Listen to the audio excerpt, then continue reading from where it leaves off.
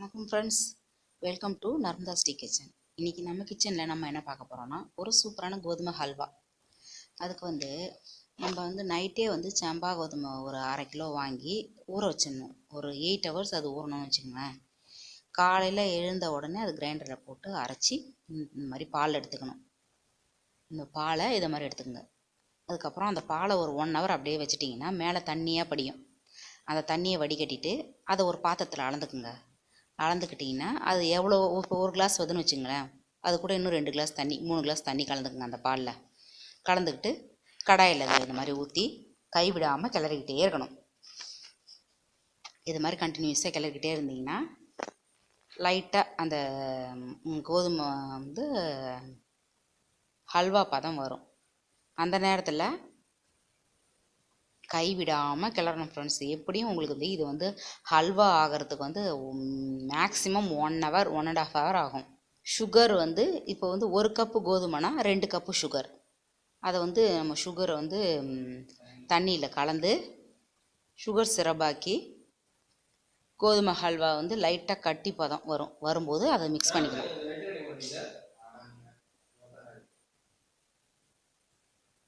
இது மாதிரி போட்டு சுகர் சிரப், லைட்டான சுகர் சிரப் வந்தால் போதும். அதாவது இது கம்பி பதம் அப்படிலாம் கிடையாது, ஜஸ்ட்டு மெல்ட் ஆகணும் சுகர், அவ்வளோதான்.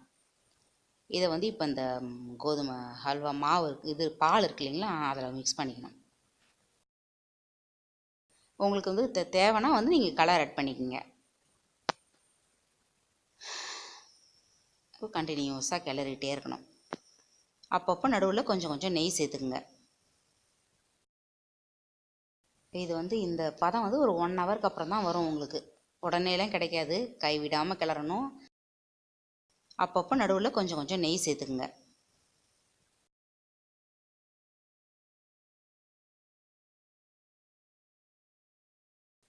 அதுக்கப்புறம் கொஞ்சம் நெய்யில் முந்திரி பருப்பு நல்லா போட்டு வறுத்து அதையும் அதில் போட்டு மிக்ஸ் பண்ணி வச்சிங்கன்னா ஒரு 1.5 மணி நேரம் ஆகும். கொஞ்சம் சிரமம் தான், ஆனால் சூப்பரான ஹல்வா நம்ம வீட்டில் ரெடி.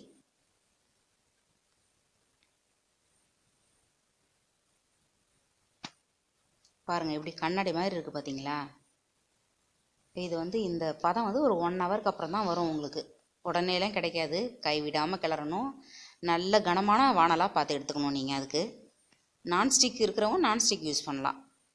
நான் கொஞ்சம் நிறைய செய்கிறதால நான்ஸ்டிக் இல்லை, அதனால் நான் கனமான வானல் எடுத்து யூஸ் பண்ணிகிட்ருக்கேன். கொஞ்சம் அகலமான வானல். நடுவில் நெய் சேர்த்துக்குங்க.